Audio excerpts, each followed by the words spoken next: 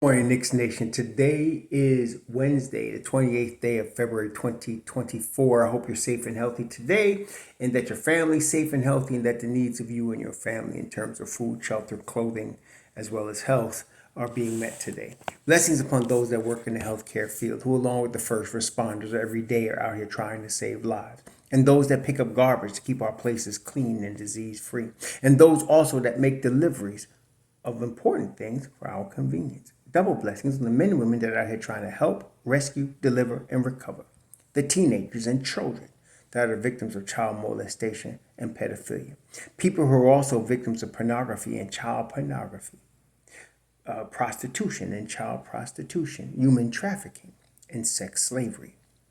Double curses on the perpetrators of these things. Double curses on those who profit from these things, and double curses on the perverts that create the demand for these industries. Finally, double blessings on the homeless. There are nearly 600,000 men, women, and children, increasingly senior citizens over 65, homeless in the United States of America, and millions around the world in similar or worse conditions. Blessings upon them, for theirs is the kingdom. There was a basketball game last night. The New York Knicks lost at Madison Square Garden to New Orleans Pelicans, 115 to 92. Now, in the beginning of the day yesterday, it was not known that the Knicks would be playing that game without two additional starters. The Knicks are already missing two starters on a regular basis, OG Anunoby and Julius Randle. We've been getting various reports. Everybody's saying they'll be back, OG will be back. We don't have a timetable for Julius' return. I'm expecting some news from the Knicks, from Tom Thibodeau, or some other representative, hopefully by the end of this week, because this week's end Friday will be March the 1st, and I'm expecting some updates, not rumors. So let's wait. I'm going to wait for the updates. Again, I'm still expecting at least one of them, that is OJ or Jew, to be back for the March 8th game against Orlando. Jew has been working out, and he looks like he's ready to come back. So I'm still optimistic to get him back for a week from this Friday. And I'm not sure about OG, but we'll soon see. I'm not worried about this too much. I think they'll both be back, plus Mitchell Robinson by the middle of March, which is the 15th of March. We'll see. But in the meantime, we're missing two starters. And then last night, we're missing two additional starters. So when you add it all up, last night, the Knicks were playing this game against the Pelicans with one starter and basically six bench pieces, and two of them can't play any defense. So it was going to be an uphill battle. When I saw that Brunson woke up with neck soreness, which happens, the way he plays the game and the way he gets beat up, you're going to get that. So I wasn't surprised at that, although you never know with Brunson. He sometimes plays even when he's hurt. In fact, probably a lot of times. But I thought that we would get Isaiah Hartenstein last night, being that he was complaining about the slowness of his ramping up and he wanted more minutes. I was surprised to see that he was listed as questionable. I don't think it's on him. I think it's on Tibbs and the medical staff working with him, and that they want to make sure they have him, and rightly so, for the stretch run and for the playoffs. That he will operate better when he gets Drew and OG back and he gets the regular contingent back, that he will be better. And then, of course, Mitchell Robinson's coming. We can't expect Mitchell Robinson to be inserted into the starting lineup as soon as he gets back. He's going to come off the bench.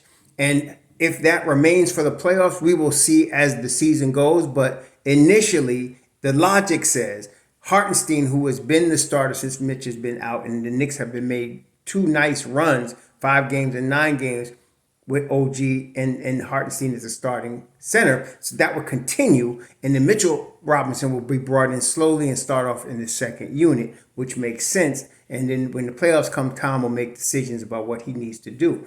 But last night's game was going to be an uphill battle. When I heard, strangely enough, when I heard that Brunson might be out, I knew we were going to be in trouble. It's going to be tough.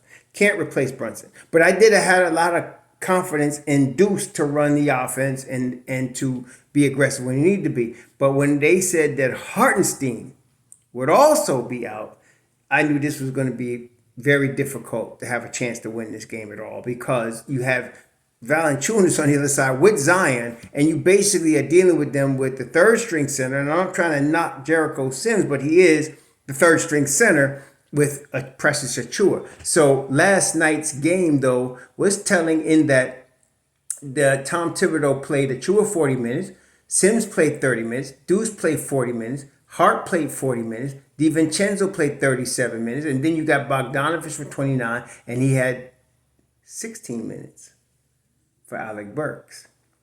Now, why is that?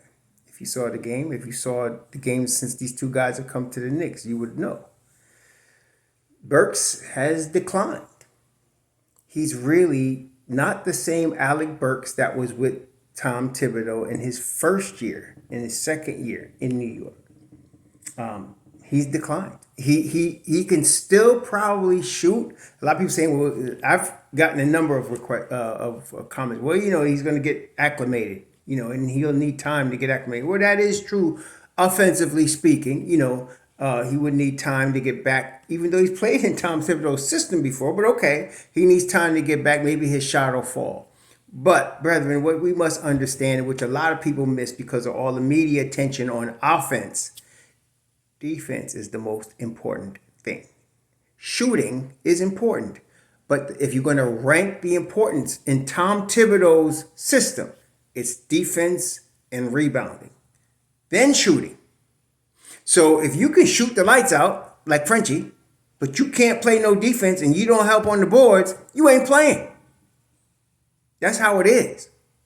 And that's why people keep pointing to me about Bogdanovich's offense. Okay, great. He could shoot. Yes, last night he could shoot. He shot 4 of 10 from 3, 6 of 14 from the field, 4 of 4 from the line. He scored 20 points. He was -9. If you can't play defense, you're not going to play.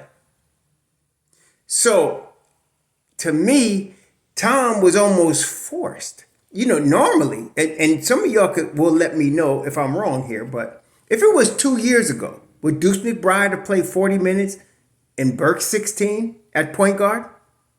Didn't Tom Thibodeau start Burks 2 years ago at point guard for a long time in the season?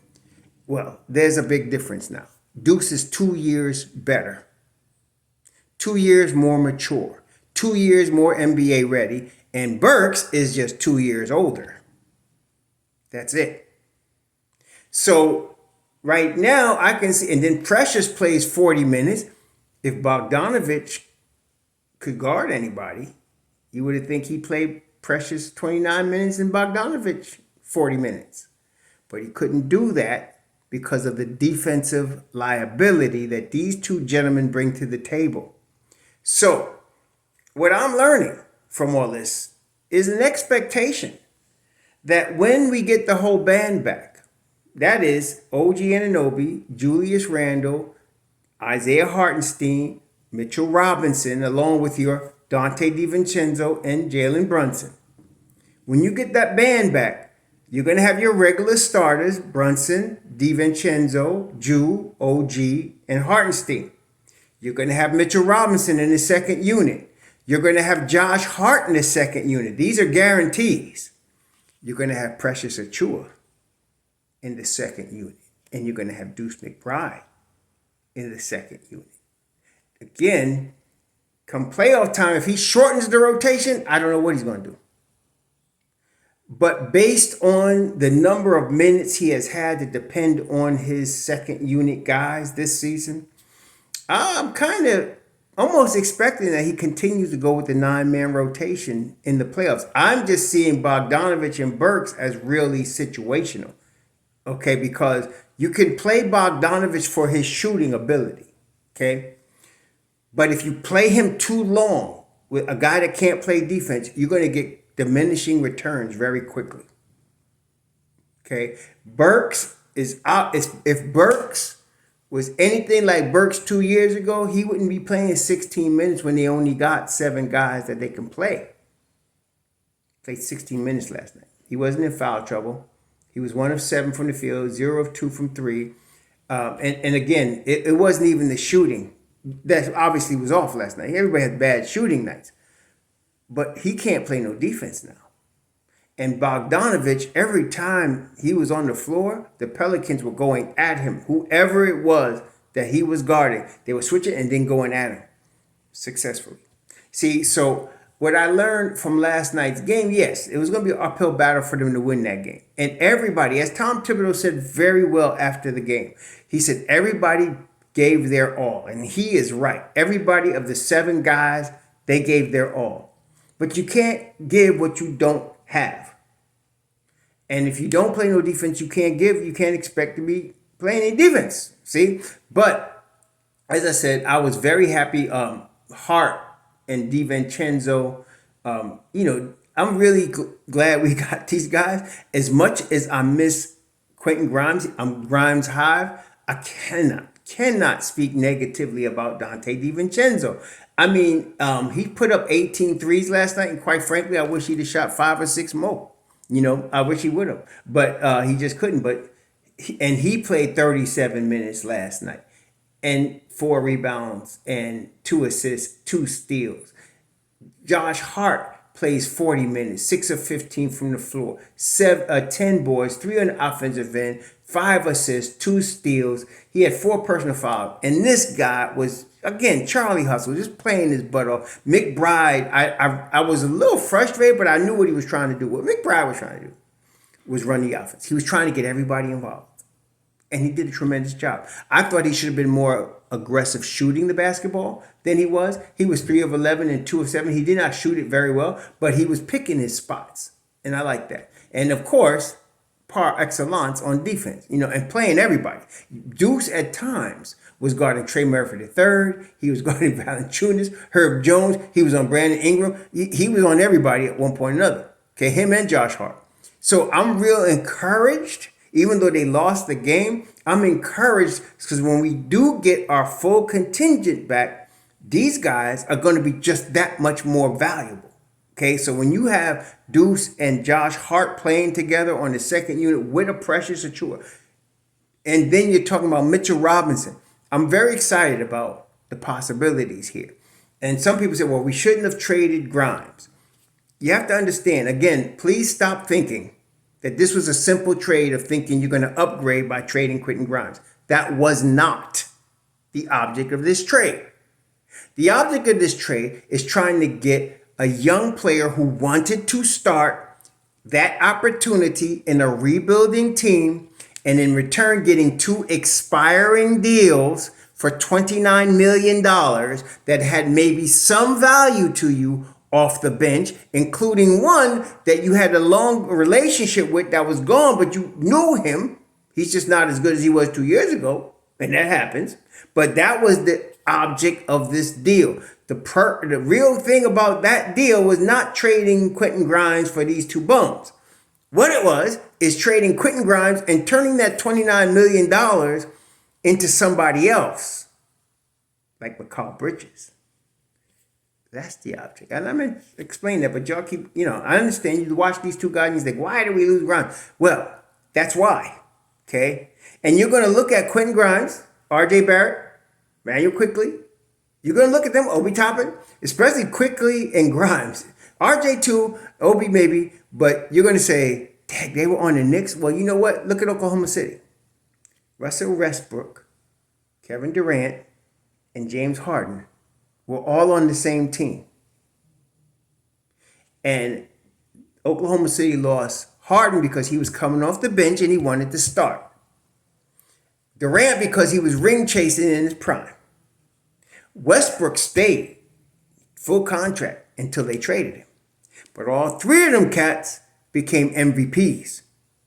You cannot be an MVP in the league and not be a really, really great player. There's no such thing. If you're an MVP in this league, you are great. And so they had 3 great players. They couldn't keep them. That happens. It happens to the Knicks. In the Knicks case, you traded 3 or 4 promising players to try to help them and also help yourself later on with the picks and the money. Okay? So right now, That's Burks and Bogdanovich role. They're situational. They got very valuable contracts that's going to be able to be looked at in the summer. And the Knicks got multiple options with this $29 million. Okay, so we'll be dealing with that. And then, of course, even if they don't get anything, you still need to re-sign Hartenstein, which I'm 90% sure they're going to do.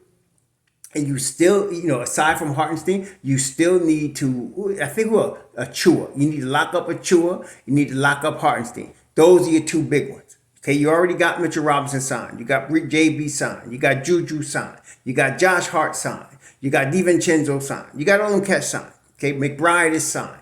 You really want to lock up Hartenstein and Achua. Okay, and you got some money. You could do that. And of course, OG needs to be re-signed. That's a big one right there, right? So we're going to re-sign OG. He's going to opt out of his $19 million because he's going to get at least 28 to 35 this summer. Okay, so that's what you got this money for. Right now, as far as players, I told you, you don't even need these two guys. You got 9 guys. Okay, and if you think about it, if you're going to play a 9-man rotation, right, and you just got Precious Achua, what would Grimes play anyway? If you're really going to play 9 guys, which you know Tom is going to do, where would Grimes play? Because you know he's going to play Hart. You know Mitchell Robinson is going to play. Grimes is not a point guard, so he's not going to take Deuce's place. That leaves Precious, and you seen what last night, 15 points, 7 boards, 1 block. I mean, Precious, like Grimes, has still a tremendous amount of upside, except Precious can play the 4 or the 5. Okay, so he can sub in both places. And I believe, he has the talent because of his upside to later develop so that he can play the 3, the 4, or the 5. Okay, he could do that. And he'll be able to guard all 3. That's why I want him. Okay, I'm not trying to down Grimy at all, but this deal that you went with Toronto just made somebody expendable, and it just so happened Grimes wants to start anyway at the 2-guard spot, which he is capable of, and he's going to eventually in Detroit. I don't care about Ivy. Grimes can play both sides. You're talking about a really 50, 40, 90 guy in the future. So we'll see what happens there, but that's what this deal was about. And so we're going to see going forward. So right now you got your 9 guys. You just need to get them healthy. And them 9, they know the limit as to how far they could go. There's no limit. Okay. So we'll see. I'm hoping again for a week from this Friday to be seeing one of OG or Juju back in the lineup. Maybe both of them. And by the following week, the 15th, I want the whole band back. And we'll see what's going on at that point. But you can't miss 4 starters and expect to beat a playoff level team like the Pelicans or anybody. Okay, so we're going from there. Anyway, y'all enjoy your Wednesday. Let the Knicks get ready for this next one. And let's see what we could do with Golden State. Sure.